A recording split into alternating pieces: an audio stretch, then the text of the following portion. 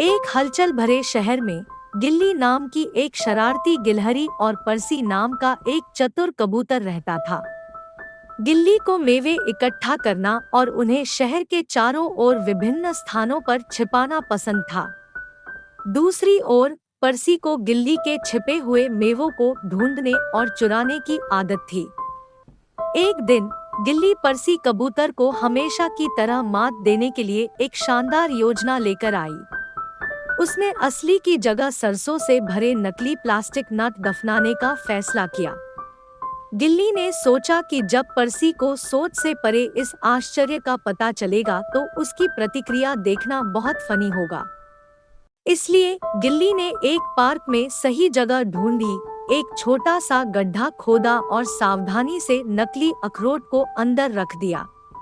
उसने इसे पत्तों और मिट्टी से ढक दिया, जिससे यह किसी अन्य दबे हुए खजाने जैसा दिखने लगा।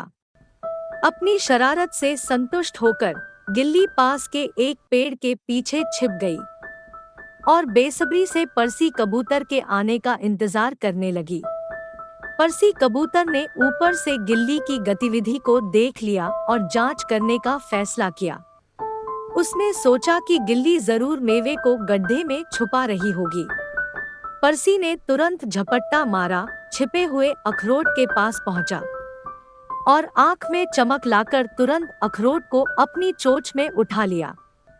गिल्ली की कुटिल योजना से अनजान परसी कबूतर ने उत्सुकता से प्लास्टिक के नट को काट लिया। परसी कबूतर को बड़ा आश्चर्य हुआ जब उसने अखरोट के सामान्य कुरकुरेपन के बजाय तीखी सरसों का स्वाद चखा। परसी की आंखें चौड़ी हो गई और उसने अविश्वास में अपना सिर हिलाते हुए तुरंत सरसों से भरी नकली अखरोट को बाहर थूक दिया। उसकी चोंच और पंख सरसों से ढके हुए थे, जिससे उसका रूप काफी फनी लग रहा था। गिल्ली अपने छिपने के स्थान से देख रही थी, अपनी हंसी नहीं रोक सकी। वह अनियंत्रित हंसी के साथ जमीन पर लौटते हुए पेड़ से उतर गई। परसी कबूतर को एहसास हुआ कि वह गिल्ली की शरारत का शिकार हो गया है। वह हंसी में शामिल होने से खुद को नहीं रोक सका। वे दोनों इतनी जोर से हंसे कि उनके आंखों से आंसू बहने लगे और हंसते हंसते दोनों पेट पकड़कर बैठ गए। उस दिन के बाद गिल्ली गिलहरी और परसी कबूतर पहले से भी ज्यादा अच्छे दोस्त बन गए और पार्क में अन्य जानवरों के साथ अपने मनोरंजक कारनामे साझा करने लगे। समय समय पर वे एक दूसरे के साथ चालाकी प्रैंक करते रहे, अपने जीवन में हंसी और खुशी लाने के लिए हमेशा नए तरीके खोजते रहे। इस कहानी का मोरल यह है कि हंसी और चंचल शरारतें खुशी ला सकती है और दोस्ती को मजबूत कर सकती है। हालांकि दूसरों की भावनाओं का ध्यान रखना और नुकसान न पहुंचाना महत्वपूर्ण है। हानिरहित शरारतें दोस्तों के बीच बंधन बना सकती है।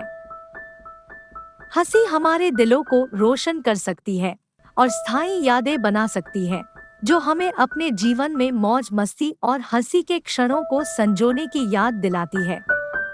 अगर आपको मेरी कहानियाँ अच्छी लगती हो तो कमेंट करके जरूर बताइएगा और मेरे YouTube चैनल को सब्सक्राइब, लाइक, शेयर करना मत भूलना।